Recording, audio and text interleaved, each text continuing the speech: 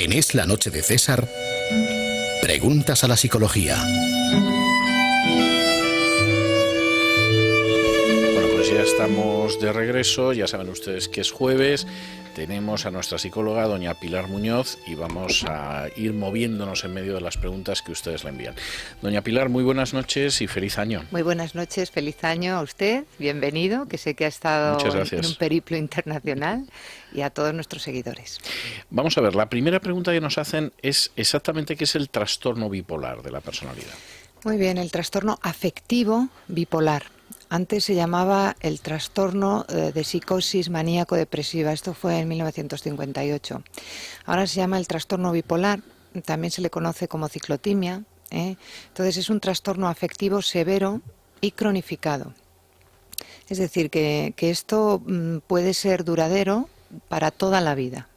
Es verdad que lo que hay que afinar mucho es en el cuadro prodrómico. Es decir, pongo asterisco, en los síntomas que anteceden antes de salir el cuadro en sí.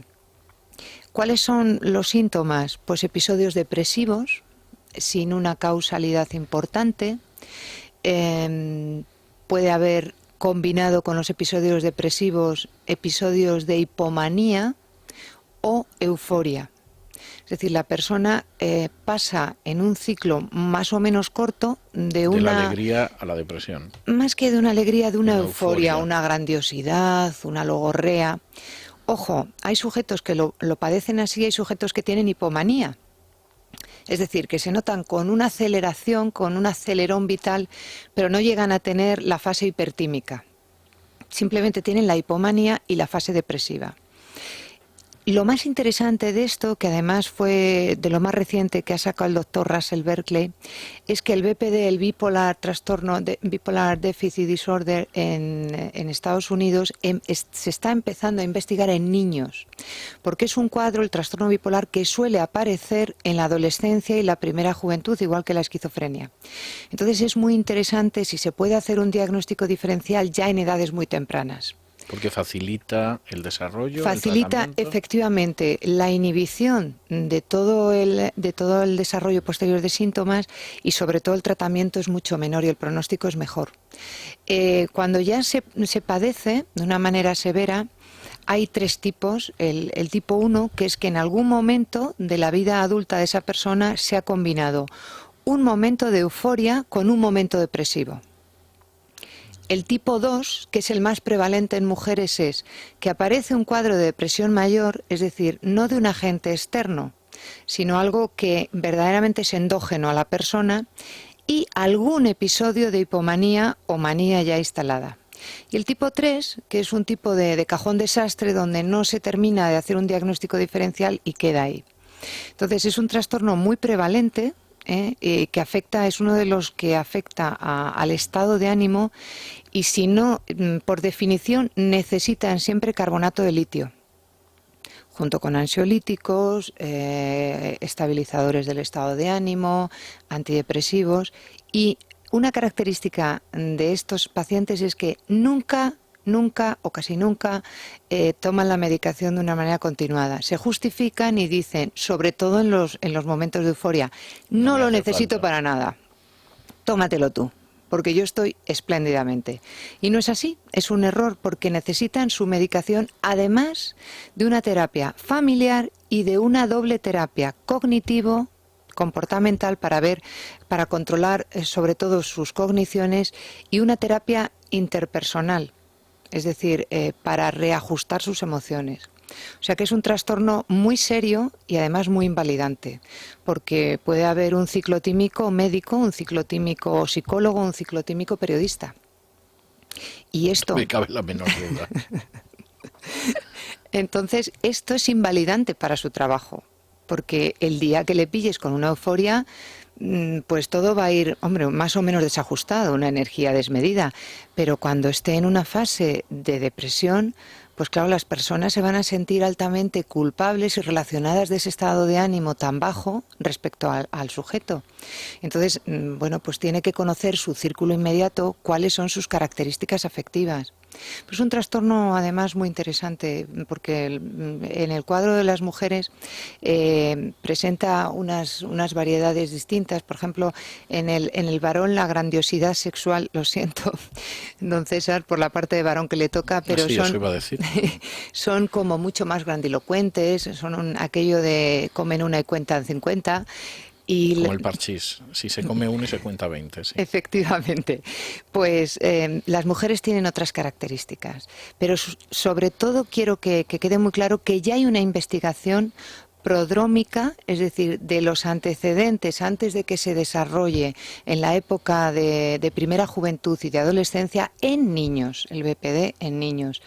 Prácticamente en España hay algunos neurólogos infantiles y algunos psicólogos clínicos infantiles que están diagnosticándolo, porque muchas veces se confunde o con trastornos de ansiedad o con trastornos de hiperactividad, que ahora mismo es un cajón desastre. Y que, por cierto, me han dicho algunos oyentes que por favor hagamos otro programa con más profundidad del trastorno de hiperactividad. Sobre la hiperactividad, pues iremos a ello.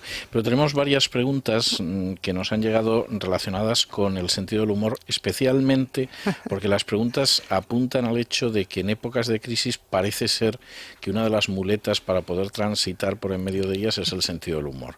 ¿Existe realmente el sentido del humor o esto es simplemente una expresión popular? No. Además, yo propongo esta noche, hagamos el humor. Es lo mejor que se puede hacer. Además, ha habido grandes estudiosos. Viktor Frankl decía que no nos tomamos suficientemente en serio el humor. Y Freud hablaba de que el humor es poner las expectativas tendentes a cero. Y además se toma distancia con el humor. Es de lo mejor que le puede ocurrir a un ser humano para afrontar situaciones, me da igual, pero sobre todo las difíciles. Está especialmente indicado en situaciones difíciles. Como estamos viviendo la crisis, pues vamos a profundizar, si le parece, don César, en lo que es el humor. Parece. ¿Qué es el humor? Dice Viktor Frankl, que es uno de mis autores de cabecera, porque es el padre de la logoterapia. Suele serlo, sí, exactamente. Sí. Pues dice que es una actitud ante la vida destinada a la trascendencia, a la espiritualidad. Pero no pongan religiosidad, sino un sentido de la vida. ¿Qué es un sentido de la vida? Total nada. Es aceptarse, con lo cual es perdonarse, afrontar la realidad y saltar la situación del momento y tener preparadas las maletas para llegar a la meta. Esa es la parte más filosófica. La parte más psicológica, más etológica es cualquier estímulo, dependiendo de la intensidad, cualquier estímulo de discurso, escrito o de acción o gesto que provoque risa, sonrisa o carcajada. Y la emoción de esa conducta motórica es la hilaridad, el placer, el gozo y la alegría. ¿Lo compartimos esto con los animales, con los grandes simios? Sí. Charles Darwin, en su evolución de la teoría de las especies, descubrió que los grandes simios tenían la facies característica, boca abierta y relajada. Sí, de la risa, sí. Y cara de juego. Lo que pasa es que tenían juego social. Exactamente igual que los primeros momentos del hombre, el juego social, es decir, donde existía la vocalización estereotipada de la risa. Y eran juegos entre los simios, igual que entre los primeros hombres homínidos, de alcance y derribo, el pilla-pilla de los niños. Después, con la aparición de las capacidades superiores cognitivas y lingüísticas, ¿qué apareció? El juego mental. El humor en sí. Entonces, el humor ya es privativo y propio del ser humano. Mientras que el juego social... El chimpancé no cuenta chistes, imagino. No, pero sí tiene burlas. Sí, es cierto. Sí tiene enmascaramientos, sí tiene ocultamientos, sí tiene juegos de cucu. Que, bueno, juegos de cucu. Los niños, todos los que hemos tenido hijos en crianza, es un juego muy divertido para los niños. Es cierto. Ahora, diferencia, los primates dejan de gestar el sentido del humor, bueno, el juego social, cuando se hacen adultos. Nosotros no. Nosotros pasamos del juego social al humor. Y el humor tiene también sus partes. Tiene una parte cognitiva. ¿Qué parte cognitiva tiene el humor? Pues una parte muy seria. Vamos a ver, yo estas Navidades he escuchado chistes de la familia real y Urdangarín, todos, vale. Cuando uno tiene dos conceptos, como las campanadas y Urdangarín, pues una conectividad, porque la mente tiene unas conexiones establecidas, Sí. unas conexiones más serias, más rígidas, pues no llega a hacer la conexión Urdangarín y las campanadas. Sin embargo, una conectividad con creatividad, es decir, un recorrido distinto de conexión neuronal, pues da aquello, me permite decirlo, Sí. que a lo mejor no sabían si iban a dar las campanadas porque el señor Urdangarín se había llevado los cuartos. No está mal, no está mal. Entonces, ¿qué significa esto? Esto no ha salido porque sí, sino ha salido una capacidad cognitiva de percibir.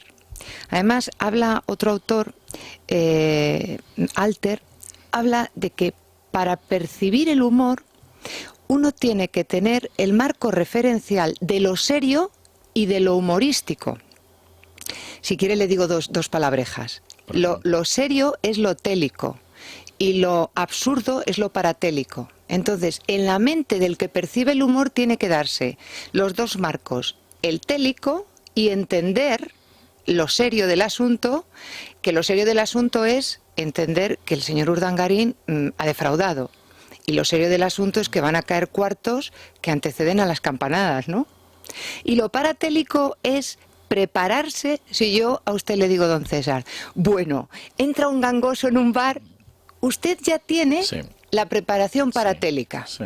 Bien, entonces, si una persona que tiene una dificultad mental, por ejemplo un autista, su mente puede estar permanentemente entélica, es decir, en una situación de seriedad. Para disfrutar del humor y sobre todo para hacer el humor tenemos que tener las dos longitudes de onda y hacer de cualquier acto cotidiano, que ese es el humor, hacer algo jocoso, estridente, excéntrico, ridículo. Me estaba acordando, nosotros como ya somos mayores, don César, pues lo podemos decir. ¿Usted se acuerda de la parodia del agua que hicieron Tipicol? Sí. Sí, Bueno, me acuerdo. Pues en casa, mi Que abuela... luego ha imitado mucha gente y no le sale igual. Nada. En casa, mi abuela no tenía lo télico, pero no lo paratélico, y decía, pero estos está dos la señores... gracia? Sí. Exacto. Estos dos A mi señores abuelo le pasaba igual. no lo veían. ¿Qué situación es esta? Vayamos a el siguiente tipo de humor. Es la función social. El humor ha ido evolucionando. El humor de Gila, ¿a quién llamaba? ¿Es la guerra? Que se ponga. José Mota hace gags o hace humor con Matrix. Es decir, el humor va evolucionando con la tecnología, con la comedia, con la televisión. Es decir, que no es algo estático, no nos reímos de las mismas cosas. ¿Y qué diferencia hay a efectos de, estábamos hablando al principio, del enfrentar la crisis, de cómo puede el humor ayudar, el sentido del humor, etcétera? ¿Qué diferencia hay entre saber reírse de uno mismo y solo acertar a reírse de los demás? Ay, don César, esa parte es la parte freudiana que dice, un enfoque teórico de Freud habla de el humor desde el punto de vista de superioridad y menosprecio. Dice y afirma que todo humor, yo sí estoy de acuerdo con él, tiene un punto agresivo. ¿Usted cree? Sí, sí. Vamos a matizar. El humor parte de dentro y es humilde. La ironía es hacia afuera y es mordaz. El humor es reírme con. La ironía es reírme de. ¿Y usted cree que no se puede uno reír de sí mismo? Es que esa es la parte de autodesaprobación. Riéndome de mí mismo. O sea, Pero eso es humor, bien. no es ironía. Y eso está muy bien, porque esos son mecanismos de tensión libratorios y además le ayudan a resolver un pasado de culpabilidad. Bueno, esto ya es territorio Freud. Es decir, que todo lo patosos o defectuosos que hayamos sido, cuando nos reímos de nosotros mismos... ¿Por qué hayamos sido?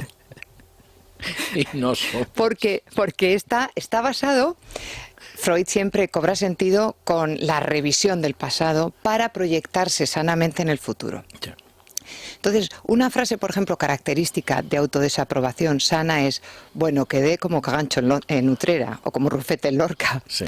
Bueno, pues eso le da a uno, es humildad, ¿no? Pero le da a uno esa capacidad de reírse de uno mismo y libera de culpa.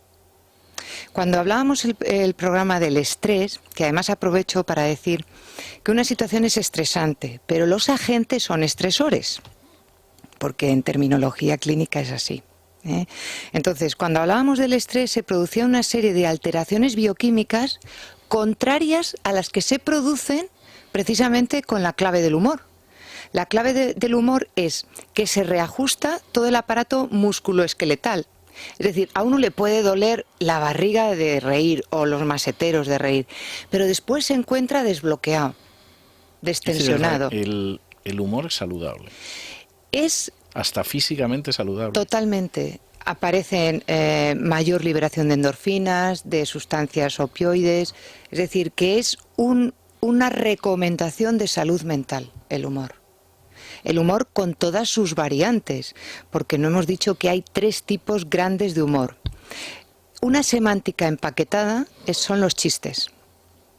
Los chistes tienen un recorrido muy corto, pero siguen un mapa conceptual muy claro. Bueno, es que cuando uno estudia cosas serias de algo divertido, como que es una incongruencia, ¿no?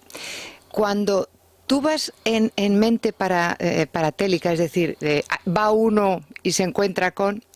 Entonces, la persona que está en mente paratélica, si ya sabe lo que se va a contar, el mapa conceptual se corta. No llega a lo jocoso. Se ha parado el chiste, porque el otro ya se lo sabe. Sí, salvo que lo recuerde y encuentre que es muy gracioso y se vuelva a reír, que a veces pasa. Sí. Vale, pero entonces sigue el siguiente curso, pero porque está esperando llegar a la conclusión final. Pero hay personas que en el nudo, por su rigidez, porque no libera esa especie de tensiones que tienen, esas capacidades de reprimir, pues imagínese un religioso riéndose de un tema sexual. Bueno, los hay de todo, pero bueno. Los hay.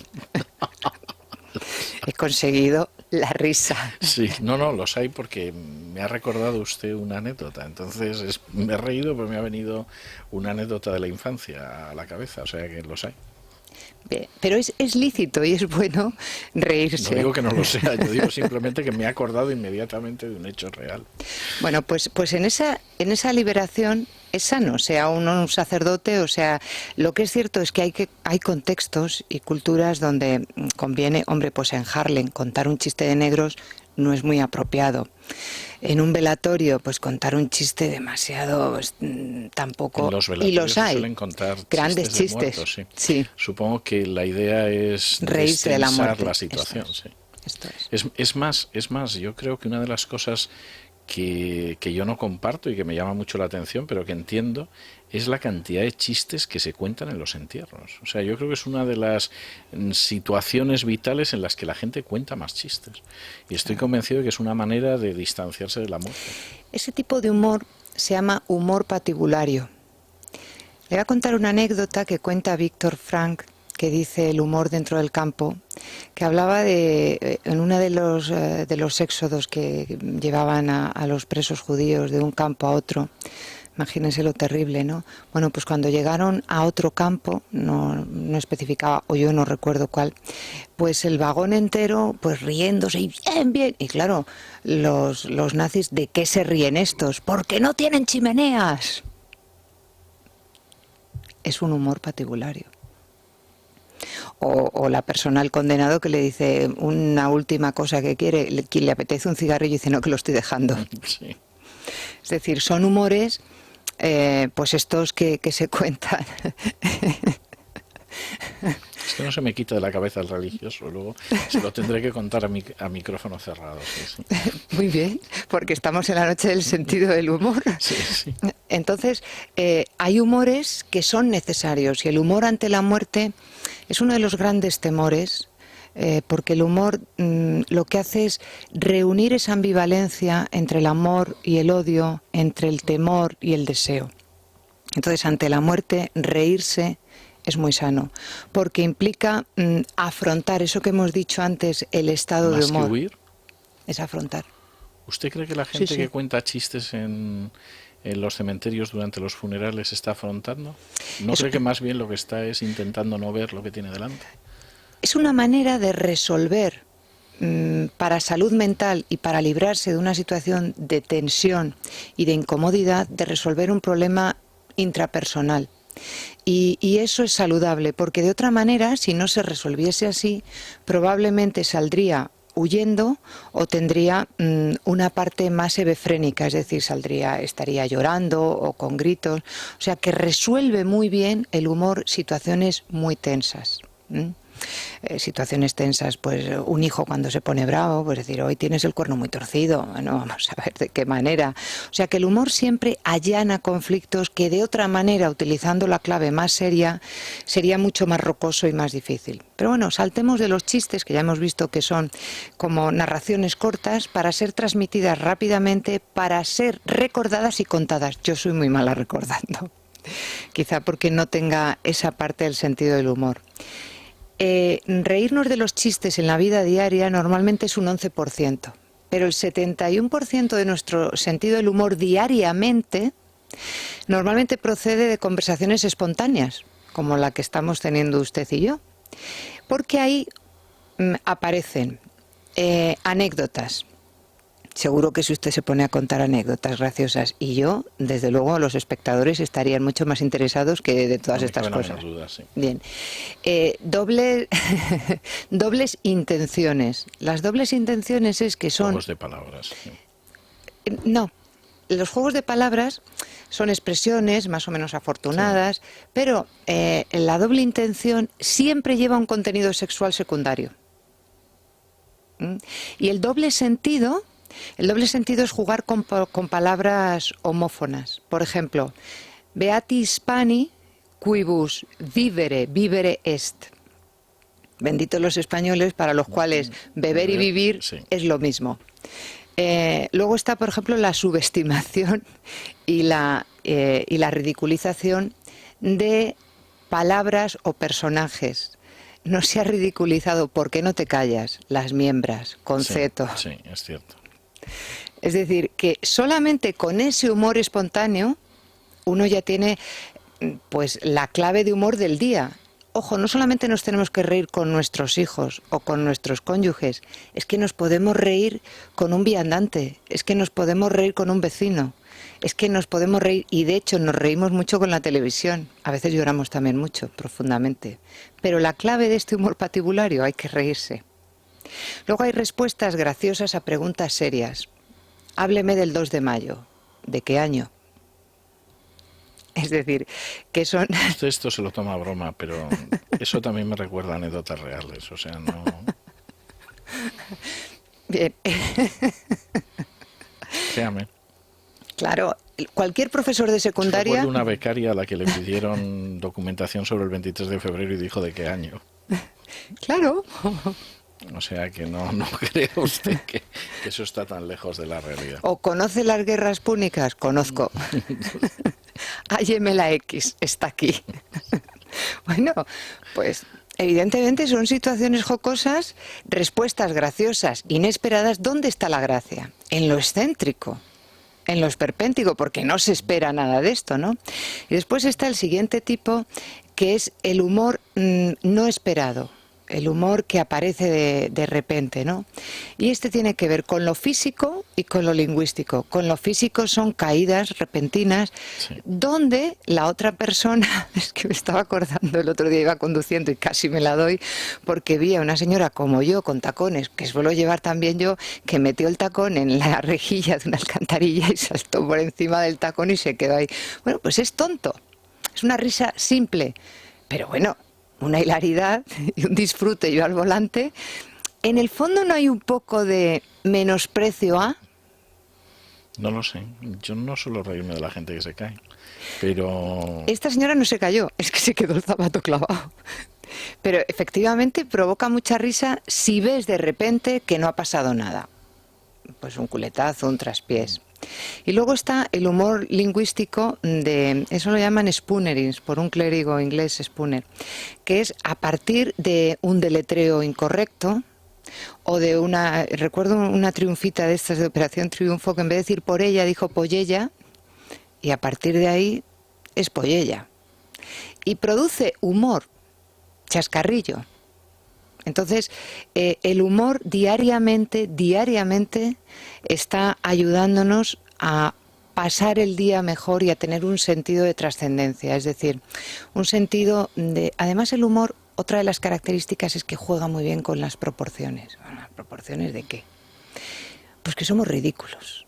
Es decir, frente a lo grande que es... las grandes incógnitas que marcan al hombre, ¿no? La muerte, la naturaleza, es algo ridículo. Yo recuerdo un gráfico que nos puso el doctor Mariano Betés del Toro, que era un elefante enorme, y en la puntita de la trompa aparecía una hormiga y decía, hay que ver la polvareda que estamos armando. Sí, recuerdo ese chiste, sí. Entonces, verdaderamente la clave del humor es una actitud muy humilde cuando el hombre se siente muy ridículo, pero a la vez muy criatura de la creación. No todo el mundo tiene la capacidad de humor. Sí, la risa es transcultural.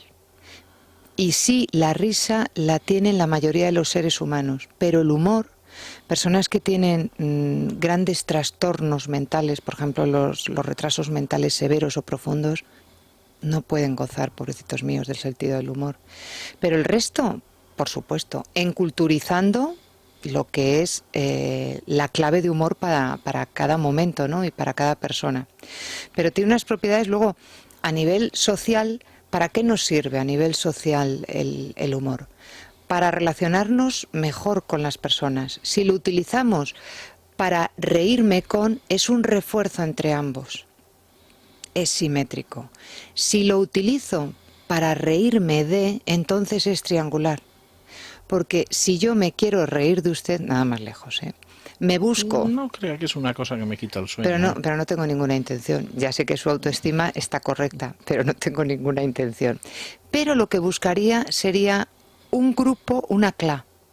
Entonces, sería el humorista por mi parte, mi grupo de apoyo y la víctima. Entonces, el humor despreciativo, el humor agresivo, siempre es triangular. Y este no es sano, no es bueno. Y se hace bastante. Yo veo en las aulas, sí, incluso en la telebasura, en muchos de los programas estos de debate, no hay debate ni hay nada. Es precisamente estas triangulaciones de reírse de. En el reírse del sujeto puede estar presente o no. Puede ser un sujeto o todo un colectivo. El colectivo de conservadores, el colectivo de espirituales, el colectivo de viejos, el colectivo de... Además, normalmente son etiquetas despreciativas. Entonces, tiene una función social importante porque puede ser para integrar al grupo o puede ser para excluir del grupo. Puede ser también para socavar al poder, para reírse del poder. No cabe la menor duda. O sea, el efecto corrosivo del humor sobre el poder es, a mi juicio, innegable. Generalmente a los primeros que se suele detener en las dictaduras es a los humoristas. Claro, porque además el líder normalmente con un perfil autoritario acepta muy mal la clave de humor. Porque la clave de humor que acepta es la triangulación. Me puedo reír yo con mi grupo de apoyo del resto.